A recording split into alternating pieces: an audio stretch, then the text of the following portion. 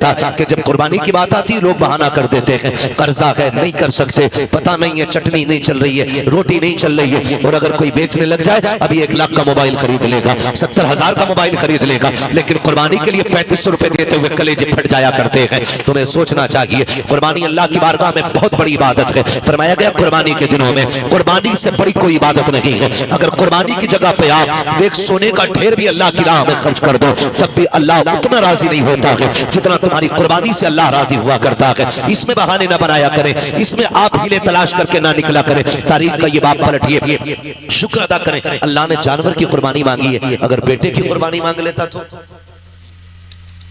اللہ نے اپنے خلیل سے بیٹے کی قربانی مانگی، ہم سے مانگ لیتا تو بکرا دینے تیار نہیں ہے، بیٹے کے معاملے میں پھر کیا ہوتا؟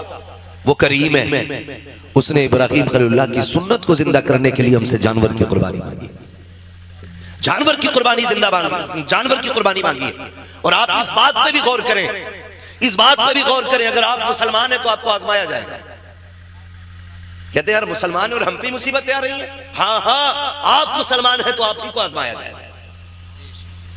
وہ کہا تھا کسی نے شہادت گاہ الفت میں قدم رکھنا ہے، لوگ آسان سمجھتے ہیں مسلمان ہونا، جب آپ نے کہا ہے نا لا الہ الا اللہ تو پھر اب امتحان سے بھی گزرنا پڑے گا، آپ کو امتحان دینا پڑے گا، اور آپ ہی نہیں سب نے امتحانات دیے۔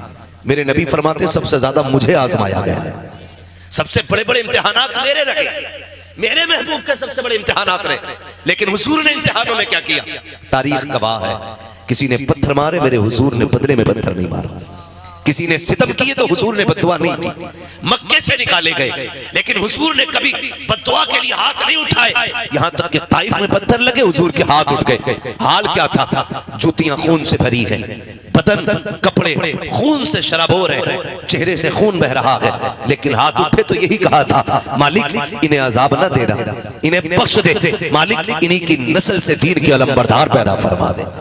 یہ ہمارے حوصلے ہیں، یہ ہمارے معاملات ہیں، ذرا سے امتحانات آ جائیں لوگ کو کلیجے پھٹ جاتے ہیں، ہم مسلمان ہیں ہم پہ یہ ستم ہو رہا ہے، ہم مسلمان ہیں ہم ستائے جا رہے ہیں، کہاں ہے اللہ کی مدد نہیں آتی، کب آئے گی اللہ کی مدد؟ او بھائی امتحان کی گھڑیاں ہیں، ان کو ذرا سنبھل کے پار کرنا ہے، جو امتحان میں پار ہو جاتا ہے، امتحان پاس کر جاتا ہے، سمجھ لینا دنیا بھی کامیاب ہے آخرت بھی کامیاب ہے۔ کیسے کیسے آزمایا جاتا ہے، یہی اللہ کے خلیل ہیں۔ آپ کو کیسے آزمایا گیا؟ جنگل میں رکھا گیا، اللہ کے خلیل نے صبر کیا، پھر کیا کیا گیا؟ لوگوں نے بہت ستایا پریشان کیا، آپ نے بت توڑے، لوگ دشمنی پہ آمادہ ہو گئے، یہاں تک کہ نارے نمرود کو تیار کیا گیا۔ آگ اتنی تیز تھی کہ پرندہ کوئی اوپر سے گزرتا تو وہ گر جایا کرتا تھا اور مر جاتا تھا اس کی تپش سے۔ اللہ اکبر، تاریخ کا یہ باب پلٹتے چلے اور دیکھتے چلے، جب اسی نمرود کی آگ میں ڈالنے کی باری آئی، حضرت جبریل امین نے آ کے کہا تھا ابراہیم رب کے خلیل ہو، میں رب کی بارگاہ تک جاتا ہوں، اگر کوئی ضرورت ہو تو بتائیں۔ آپ منجنیق کے اندر رکھے ہوئے ہیں، یہ نہیں کہا تھا جبریل دیکھو سامنے آگ ہے،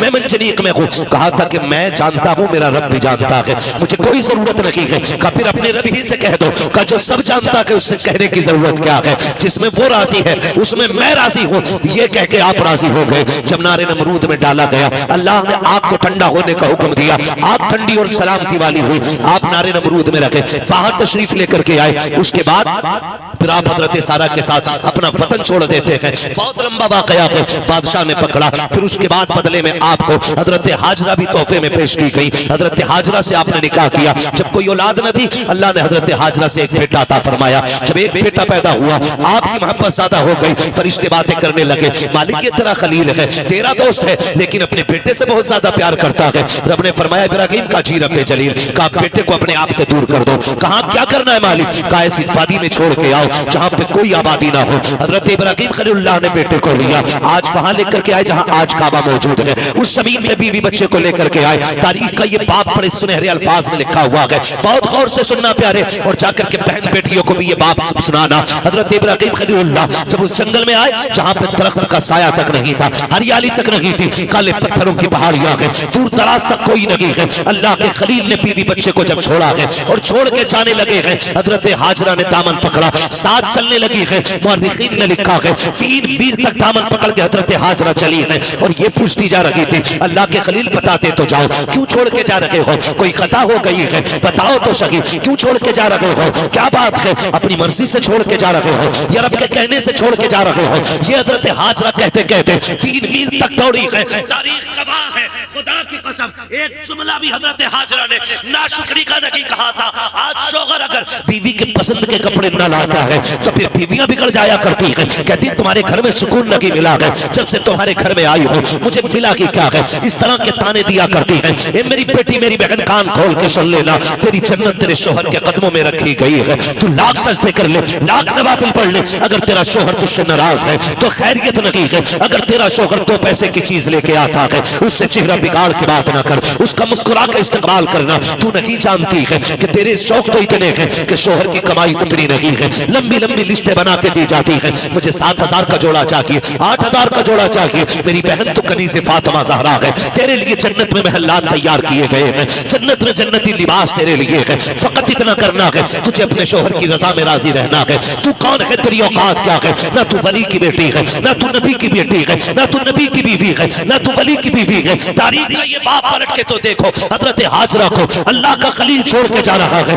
جنگل میں چھوڑ کے جا رہے ہیں، کوئی درخت نہیں ہے، کوئی سایہ نہیں ہے، جنگل کی جنگل ہے، 3 میل تک دوڑی ہے، دامن پکڑ کے دوڑ کے کہا تھا خلیل یہ تو بتا کے جاؤ کیوں چھوڑ کے جا رہے ہو؟ اتنی سی کھجوریں، اتنا سا پانی، یہ کس کے سہارے ہے؟ اللہ کے خلیل کی آپ تاریخ پڑھیے گا، آگ میں ڈالے گئے ہیں، اللہ کے خلیل نہیں روئے ہیں، وطن چھوڑا ہے نہیں روئے ہیں، نمرود کی فوج نے پیچھا کیا ہے نہیں روئے ہیں، لیکن جب بیٹے کو جنگل میں چھوڑ کے جا رہے ہیں لوگ کہہ دیا کرتے ہیں میرے باپ کا رشتہ کی کیا ہے، میرا باپ مجھ سے پیار نہیں کرتا ہے، غیرت آنی چاہیے۔ خدا کی قسم وہ خلیل جو نمرود کی آگ سے لگ کر کے نہیں رویا، وہ خلیل جو آگ میں ڈالا گیا تب آنسو نہیں آئے، دشمنوں نے پیچھا کیا تب نہیں رویا، لیکن آج جب بیٹے کو چھوڑ کے جا رہے ہیں آنکھ سے آنسو ٹپ ٹپ گرتے جا رہے ہیں۔ شریک حیات نے کہا تھا اللہ کے خلیل بتاتے تو جاؤ اس جنگل میں کیوں چھوڑ کے جا رہے ہو؟ اچھا یہ بتاؤ اپنی مرضی سے چھوڑ رہے ہو یا رب نے حکم دیا کہ اتنا سننا تھا؟ اللہ کے خلیل نے کہا تھا حاجرہ پیاری زوجہ بتا تو صحیح، اگر رب نے کسی کو ایسا بیٹا دیا ہو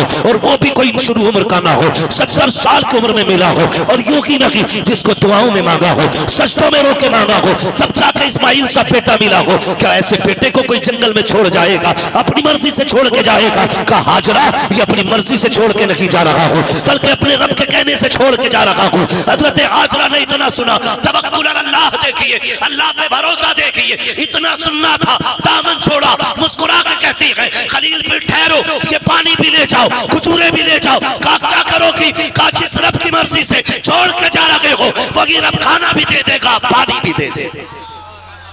اسے توکل اللہ کہتے ہیں۔ کیا بات ہے؟ نعرہ تکبیر، نعرہ رسالت، مسلک اعلی حضرت خطیب اہل سنت مفتی حماد رضا مرادآبادی، نعرہ تکبیر۔ یہ رشتہ ہوتا ہے ماں باپ کا، اسے سمجھنے کی کوشش کریں۔ جو خلیل نارے نمرود سے نہ رویا وہ بیٹے کی جدائی پہ رو دیا، وہ بیٹے کو چھوڑتے وقت رو دیا۔ سوچ تو صحیح، کیسے کہہ دیتے ہو میرا باپ پیار نہیں کرتا؟ خدا کی قسم کھا کے کہتا ہوں منڈی چلے جاؤ، مارکیٹ چلے جاؤ، جتنے مزدور تھیلے ہاتھ میں لے کے کھڑے ہوتے ہیں نا ان سے پوچھنا اس عمر میں کیا ضرورت تھی اتنی گرمی میں کام کرنے کی؟ صرف یہی کہے گا بچوں کا پیٹ ہے، بچوں کے لیے آیا ہوں۔ بچوں کی ضرورت ہے ماں باپ کو موت تک لے جاتی ہے، اور اولاد کہتی ہے کیا کیا ہے میرے باپ نے، کیا کیا ہے میرے باپ نے؟ خدا کی قسم اگر تیرے حلق میں حرام کا لقمہ نہیں جانے دیا ہے تو سب سے بڑا احسان کیا ہے تیرے باپ نے، بہت بڑا احسان کیا۔ اور میں زیادہ تر نوجوان بیٹے آپ سے گزارش کر جاؤں، آپ ہی کے رامپور سے ایک دن فون آیا، کہا گیا کہ مولانا ہمارے ابا کو سمجھائیے۔ میں نے کہا بات کیا؟ اس نے کہا رشتے نہیں ہو رہے ہمارے۔ میں نے کہا وجہ؟ اس نے کہا وجہ یہ ہے کہ جو بھی رشتہ کرنے آتا وہ یہ پوچھتا ہے کہ تمہارا باپ کیا کرتا ہے، یا میرے باپ سے پوچھتا آپ کیا کرتے؟ تو جب وہ کہتے ہیں ہم رکشہ چلاتے تو رشتے کرنے والے لوٹ کے چلے جاتے۔ تو اس نے کہا ہمیں غیرت آ رہی ہے، ہمارا باپ رکشہ چلا رہا ہے۔ میں نے کہا ٹھنڈے دماغ سے سوچ، شام کو تیرا باپ آتا ہے تو کپڑے پسینے میں بھیگے ہوں گے؟ کہا ہاں۔ تو میں نے کہا اس کے تلوے چوما کر، وہ پسینہ بہا کے کما کے لاتا ہے، کسی کا خون بہا کے کما کے نہیں لاتا ہے۔ ہماری دنیا کو ہو کیا گیا ہے؟ ہمیں کروڑ پتی چاہیے، چاہے دلال ہو، رشوت خور ہو، بیاج لینے والا ہو، حرام کی دولت اکٹھے کرنے والا ہو. یہ چار چاند کب تک؟ جب تک موت نہیں آ رہی. جس دن مرو گے تو یاد رکھنا غریب کی بھی قبر وہی بنتی ہے جہاں امیر کی بنتی ہے. پھر اترانا کس بات پر ہے؟ نوجوانوں، اپنے مزدور باپ کی عزت کرنا. مزدور باپ کی عزت کرنا. اس نے کم سے کم تمہیں حلال کے لقمے کھلائے. فرمایا گیا جو حرام کے لقمے کھا کے بڑھے گا جسم، وہ جہنم کا ایندھن بنایا جائے گا. کیا یہ احسان نہیں کیا باپ نے کہ اینٹیں ڈھوتا رہا، رکشے چلاتا رہا، بوجھ اٹھاتا رہا، لیکن کسی کے آنسو بہا کے پیسہ نہیں لایا، کسی کا حق مار کے پیسہ نہیں لایا، کسی کو ستا کے پیسہ نہیں لایا. تجھے کیا پتا ہے؟ لوگ کہتے مزدور کے گھر بیٹی نہیں دینی ہے. میں کہتا ہوں اگر بیٹی دینی ہے تو مزدور کے گھر دے. خدا کی قسم تیری بیٹی کو جو عزت مزدور کے گھر مل سکتی ہے وہ دنیا کے دولت دار کے گھر نہیں ملے گی. کسی رشوت خور یا بیازوے کے گھر جا کر کے تیری بیٹی کو وہ عزت نہیں ملے گی جو ایک مزدور کے گھر تیری بیٹی کو عزت و سکون مل سکتا ہے. وجہ یہ ہے آج ہم عزت مزدور کو ذلیل سمجھتے ہیں. محبوب کی چوکھٹ ہے. ایک غریب صحابی آئے، آقا کریم کو سلام پیش کیا، عرض کرتے ہیں یا رسول اللہ آج معاشرہ بہت بگڑتا جا رہا ہے. کیا بات ہے؟ آقا ہم مزدور ڈپارٹمنٹ سے تعلق رکھتے ہیں، ہماری مزدوری نہیں دی جاتی ہے، لوگ پیسہ مار لیتے ہیں. آقا میں کئی دن تک دھکے دیے جاتے ہیں. میرے نبی نے اتنا سنا اٹھ کے کھڑے ہو گئے. فرمایا مسافہ نہیں کرو گے؟ کہتے ہیں یا رسول اللہ ہاتھ ایسے نہیں ہے جو آپ کے ہاتھ میں دیے جا سکے. کیا بات ہے؟ آقا ان ہاتھوں سے مزدوری کرتا ہوں، ہاتھوں میں چھالے پڑے ہیں، پھیٹے ہیں. کہاں آپ جیسے، آپ کے گلاب جیسے ہاتھ، کہاں میرے یہ سخت ہاتھ. آقا غیرت آتی ہے آپ کے ہاتھ میں ہاتھ دیتے ہوئے. میرے نبی نے اس کے ہاتھ دیکھے، فرمایا لا تیرے ہاتھوں کو بوسہ دے دو. اتنا سننا تھا مزدور کی آنکھ میں آنسو آ جاتے ہیں. یا رسول اللہ آپ بوسے کی بات کرتے ہیں، یہاں مزدور کو بغل میں بٹھا کے کوئی پانی نہیں پلاتا ہے، یہاں ساتھ بٹھا کر کے کوئی ایک پلیٹ میں کھانا نہیں کھلاتا ہے. آقا آپ ہیں کہ چومنے کی بات کر رہے ہیں. میرے نبی نے اتنا سنا، فرماتے کہ خالی صرف نظام نہیں بنانا ہے بلکہ زمانے کو مزدور کی عزت بھی بتانی ہے. آقا کریم نے جب مزدور کے ہاتھ کو بوسہ دیا تڑپ گیا آقا اتنی عزت. فرمایا صرف عزت نہیں، ایک قانون بھی بتا رہا ہوں، جاؤ زمانے سے کہہ دینا کہ مزدور کی مزدوری پسینہ سوکھنے سے پہلے دے دو. کہا یہ عزت کس نے دی ہے؟ تو بتا دینا یہ عزت مدینے والے مصطفیٰ نے عطا کی. ہم مزدور کو حقارت سے دیکھتے ہیں اور میرے نبی نے فرمایا لو ایک عزت کا تاج اور دے رہا ہوں. حضور کون سا؟ فرمایا القاسب حبیب اللہ، جو محنت مشقت کر کے کمائے گا قیامت میں اللہ اسے اپنے حبیبوں کی صف میں جگہ عطا فرمائے گا. تو کم سے کم اتنا خیال کریں نوجوانوں، ہم تو اپنے باپ کی محنت کا خیال کریں. اگر یہ دنیا والے ہمیں مزدور کا بیٹا کہتے ہیں تو کہنے دیں. ہمیں اس باپ کی عزت کرنی ہے جس نے چوک میں گالیاں کھا کے مزدوری پہ دھکے اٹھا کے ہمیں پالا ہے. تم سے تو کم سے کم اتنی توقع ہوگی اس باپ کو کہ کوئی عزت کرے نہ کرے میرا بیٹا تو عزت دے گا نا. اگر وہی اولاد اسے ذلیل کرنے لگے تو بتاؤ وہ جی کے کیا کرے گا؟ کیا کرے گا وہ جی کے؟ جب وہی اولاد اس سے کہتی ہو کہ تجھے ٹکڑے ڈالنے سے بہتر ہے کتے کو ٹکڑے ڈال دیا جائے، کیا کرے گا وہ باپ جی کے؟ اسے ہارٹ اٹیک نہیں آئے گا؟ اسے ہارٹ اٹیک نہیں آئے گا؟ وہ روئے گا نہیں اپنی کم نصیبی پہ؟ کیا وہ بھول گیا ہوگا ان دنوں کو جب تجھے گود میں اٹھا کے وہ گلی گلی پھرتا رہا؟ مجھے بتاؤ تجھے سردیوں میں بخار آیا، باپ نے سارے کمبل تجھے اڑائے، خود ٹھنڈی میں ٹھکرتا ہوا منڈیوں کے گلیوں کے بازاروں کے ہاسپٹلوں کے چکر لگاتا رہا، خود مر گیا لیکن بیٹے کو زندگی دے گیا. لازم ہے ہر بیٹے پہ اپنے ماں باپ کی عزت کرے، اپنے ماں باپ کی عزت کرے. پڑھیں تاریخ، آپ کبھی یہ نہیں کہہ سکتے اپنے باپ سے آپ نے کیا کیا میرے لیے. خدا کی قسم جتنا ایک باپ کر دیتا بیٹے کے لیے کوئی تمہارے لیے اتنا نہیں کر سکتا.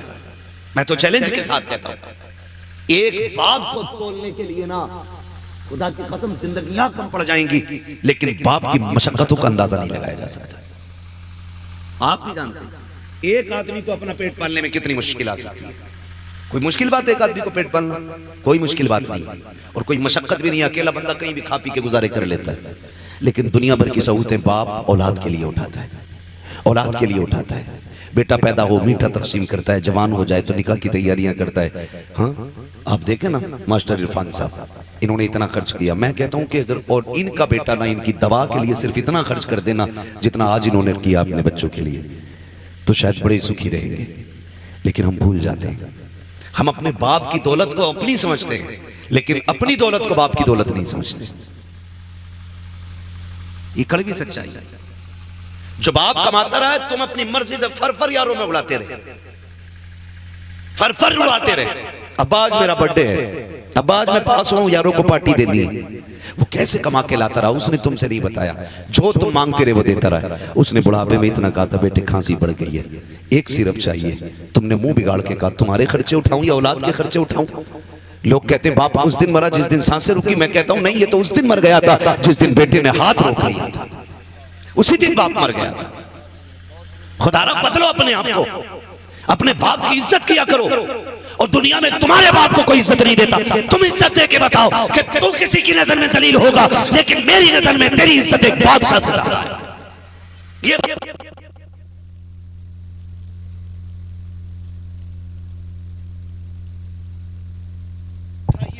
کم سے کم بڑھاپے میں آ کے تمہاری محبت کی وجہ سے اس کی تھکن اتر جائے, یہ کوشش کیا. اکثر نوجوان میرے سامنے بیٹھے, اللہ کرے ہر نوجوان اپنے باپ کی عزت کرنے لگ جائے, باپ کی عزت کرنے لگ جائے. ہم تو یہ سوچتے ہیں نا جو بھی کمایا وہ ہمارا ہے, ہمارے باپ کا کچھ نہیں ہے. نہیں, خیال کرو یار, خیال کرو. ایک باپ کی زندگی اپنی اولاد کے لیے پوری صرف کر دیتا ہے باپ. میں عرض کر رہا تھا اللہ کا خلیل بیٹے کو چھوڑتے وقت, بیٹے کو چھوڑتے وقت, بیٹے کو چھوڑتے وقت اللہ کے خلیل رو دیے. تاریخ کا یہ باپ بھی پلٹے. توجہ ہے, تھکے تو نہیں ابھی؟ اگر نہیں تھکے تو بولنے ذرا یا رسول اللہ. ہمارے علیم بھائی بتا رہے تھے کہ یہ بڑے سست لوگ بیٹھے, اور نقیب صاحب بھی فرما رہے تھے ہلکے میں مت لینا. اللہ سلامت رکھ کے میں آپ سے یہ بھی نہیں کہوں گا کہ آپ ہاتھ اٹھا کے سبحان اللہ کو یا اٹھ کے سبحان اللہ کو. میں کہتا ہوں جو میں بات کہہ رہا ہوں اسے دل پہ لکھ کے لے جانا. اگر آج کے بعد ایک باپ کو بھی عزت مل گئی نا تو میں سمجھوں گا ہم سب کا یہاں آنا کامیاب ہو گیا, آپ کا بلانا کامیاب ہو گیا. بس یہی کوشش رہتی ہے. میری تقریر طبع یار کو بے چین کرتی ہے, سبب کیا ہے وہی کہتا ہوں جو دل پر گزرتی ہے. مجھے بہت دور سے بلایا ہے, میں بظاہر تو مراد آباد کا ہوں, اور لیکن پوچھا مفتی صاحب قبلہ سے اپنے بھی گھر آنا پڑتا تو جہاز سے ہی آنا پڑتا ہے. ہاں, بنا فلائٹ کے اپنا گھر بھی میسر نہیں ہوتا ہے. اللہ نے یہ ڈیوٹی لگا رکھی ہے, جب تک وہ چاہے گا یہ نوکری انجام دیتے رہیں گے. مگر آپ سے اتنی گزارش ہے, اتنی محنت سے ہمارے عرفان بھائی نے یہ محفل سجائی ہے, یہ کوششیں کی ہیں, آپ کے بیٹھنے کا انتظام کیا ہے, صرف اس لیے کیا تھا کہ ہماری بستی والوں تک دین کی کچھ باتیں پہنچ جائیں, دین کی کچھ باتیں پہنچ جائیں. اللہ کرے آج کے بعد کسی باپ کو عزت مل جائے, کوئی ماں مسکرانے لگ جائے. خدا کی قسم پھر سمجھ لینا ان کا یہ جو ساری کوششیں کرنا ہے اللہ کی بارگاہ میں مقبول ہو گیا. اللہ کے خلیل تو چھوڑ کے آگے, حضرت حاجرہ نے بیٹے کو لیا, پلٹ کے اسی جگہ پہ آئی جہاں چھوڑ کے گئے تھے. پہلی شام آئی, جب شام آئی تو درندے جانور باہر نکل کے پہاڑیوں سے آئے, باہر نکل کے آئے پہاڑیوں سے اور چیخنے لگے. جب بولنے لگے حضرت حاجرہ کی گود میں حضرت اسماعیل ہے. آپ نے نا ایک خاردار لکڑی توڑی درخت سے, کسی پیڑ کی کوئی شاخ توڑی اور اس کو آسمان میں گھمایا. پھر آپ نے جانوروں کو مخاطب کر کے کہا خبردار شرم نہیں آتی ہے, دیکھ نہیں رہے ہو کس پہ بھونک رہے ہو؟ میں ایک نبی کی ماں ہوں, ایک نبی کی بیوی ہوں. میری گود میں جو لال ہے کوئی عام بیٹا نہیں, میری گود میں رب کا اسماعیل لیٹا ہوا ہے, رب کا اسماعیل لیٹا ہوا ہے. کہا خبردار بھونکنے کی ضرورت نہ کرنا, ہم پہ بھونکنے کا مطلب ہے نبی کی عزت پہ بھونکنا. اتنا کہا سارے جانور پلٹ کے چلے گئے, سارے چلے گئے. پھر وہ پانی, وہ کھجوریں, وہ ستو, وہ کیا سب کو جو بھی دیا تھا کب تک چلنا تھا, سارے ہی ختم ہو گئے. جو بھی جو بھی کھانے پینے کا سامان تھا ختم ہو گیا. لیکن ماں ہوتی ہے. پھر وہ وقت بھی آیا کہ ماں کے سینے کا دودھ بھی خشک ہو گیا. پھر جب بیٹے نے سوکھی زبان ہونٹوں پہ پھیری تو ماں سے دیکھا نہ گیا. تاریخ گواہ ہے, حج کرنے کے لیے جاؤ, حکم ہوتا ہے صفا مروہ کی صحیح کرو. مالک یہ کیا کہا یہاں میری حاجرہ دوڑی تھی. پھر کیا کرنا ہے؟ کہ جب تک دوڑے گا نہیں تیرا حج پورا نہیں ہونا ہے, تجھے دوڑنا ضروری ہے. مالک کیوں دوڑایا گیا؟ کہ جب یہاں آ کے تم دوڑو گے نا تو تمہیں ماں اور بیٹے کی محبت کا احساس ہو جائے گا.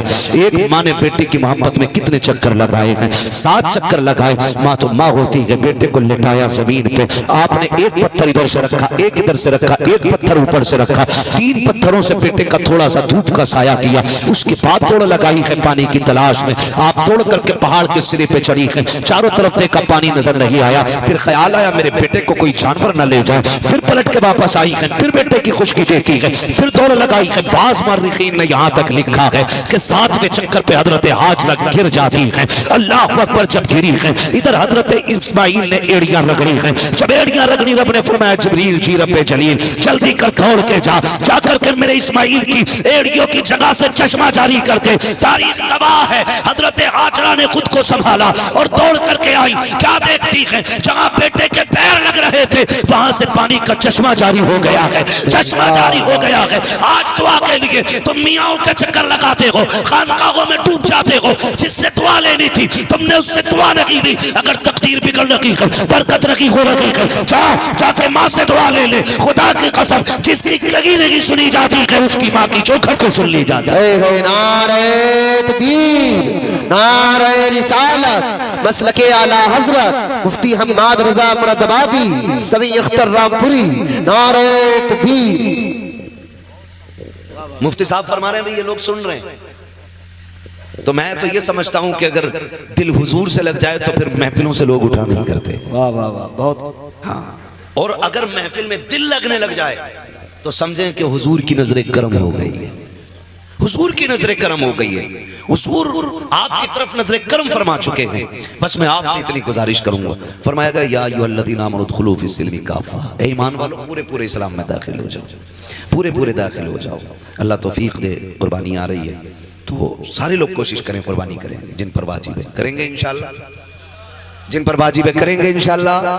امید ہے جتنے نوجوان بیٹھے ہیں جو بھی صاحب نصاب ہوں گے انشاءاللہ وہ قربانی ضرور کریں گے. ہاں, اللہ تعالیٰ ہمیں اپنی سچی محبت عطا فرمائے. اور تھوڑا سا خیال کریں, ایک پیغام آخر میں چلتے چلتے میں یہ بھی دے دوں. میرے بھائی کوشش یہ کرنی, بقرعید آنے والی ہے, سارے لوگ گوشت کے چکر میں پڑے رہتے ہیں. کوئی کہتا 80,000 کا جانور لیا ہے, کوئی کہتا 60 کا لیا ہے. میرے جیسا جانور بستی میں کسی کا نہیں ہے. مجھے بتاؤ تو صحیح, یہ قربانیاں زمانے کے لیے ہو رہی ہے یا خدا کے لیے ہو رہی ہے؟ اگر رب کے لیے ہے تو پھر یہ مقابلہ کیسا ہے, یہ دکھاوا کیسا ہے؟ جانور کو لا کر کے دروازے پہ باندھ دیا جاتا ہے تاکہ دنیا دیکھ کر کے جائے جیسا سیٹ کا بکرا ہے ایسا کسی کا بکرا نہیں ہے, جیسے فلاں کا جانور ہے ویسا کسی کا جانور نہیں ہے. شرم آنی چاہیے. ہماری قربانیاں اللہ کے لیے ہوں, ہماری تمام جتنی بھی نیکیاں ہیں اللہ اور اس کے رسول کی رضا کے لیے ہونی چاہیے. قربانی کیا ہے؟ کیا صرف گوشت کے لیے قربانی کی جاتی ہے یا صرف گردنیں کاٹی جاتی ہیں؟ غور کرو پیارے, پوری قربانی یہ کسی رشتے کی یاد دلاتی ہے. اتنی آسانی سے صرف قربانی کہہ کے نہیں گزرا جا سکتا ہے. آپ دیکھو تو صحیح تاریخ کا یہ باب پلٹو, لوگ حج کرنے کے لیے جاتے ہیں, صفا مروہ کی صحیح یہ ماں باپ کی اور اولاد کے رشتے کی یاد دہانی ہے. آپ دیکھیں زمزم آپ پیئیں گے تب بھی تمہیں ماں اور بیٹے کا رشتہ دکھائی دے گا. آپ جائیں گے جب شیطان کو کنکر ماریں گے وہاں بھی تمہیں باپ بیٹے کا رشتہ دکھائی دے گا. جب گردن پہ چھری چلاتے ہو جانور کی, غور سے دیکھنا وہاں بھی بیٹے کا باپ کا رشتہ نظر آئے گا. یہ رشتہ کتنا عظیم ہے رب کی بارگاہ میں. آپ غور تو کرو پیارے, آج ہم یہ سمجھ لیتے ہیں کیا کیا دنیا کے باپ پالتے ہیں, ہمارے باپ نے پالا تو کون سا بڑا کام کر دیا. ہم نادان ہیں, غلط کہہ رہے ہیں اس بات کو. ان سے پوچھو جن کے پاس باپ کا سایہ نہیں ہے, زمین کتنی تنگ نظر آتی ہے, خوشیاں کتنی محدود ہو جاتی ہیں جب سر سے باپ کا سایہ چلا جاتا ہے. خدا کی قسم اگر باپ ہوتا ہے تو پتہ نہیں چلتا جوانی کب آ گئی ہے, اور اگر باپ چلا جاتا ہے تو پھر جوانی مشکل سے میسر ہوا کرتی ہے. جس عمر میں بستے اور کتابیں ہونی چاہیے اس عمر میں ہاتھوں میں اوزار آ جاتے ہیں, میکینک بنا دیا جاتا ہے, ہوٹلوں کے برتن آ جایا کرتے ہیں. ماں باپ کا نہ ہونا زندگی کو تباہ و برباد کر دیتا ہے. اللہ نے ماں باپ کیسی دولت دی ہے, نوجوانوں ان کی عزت کرنا, ان کی خدمت کرنا. جب تک ماں باپ ہوتے ہیں یہ سمجھ لینا خدا کی رحمتیں نازل ہوتی رہتی ہیں. میں تاریخ کا یہ باب پلٹنا چاہتا ہوں, آپ تاریخ اٹھا کر کے دیکھیے. اللہ کے خلیل حضرت ابراہیم علیہ السلام, حضرت ابراہیم کی آپ زندگی پڑھیے. آپ نے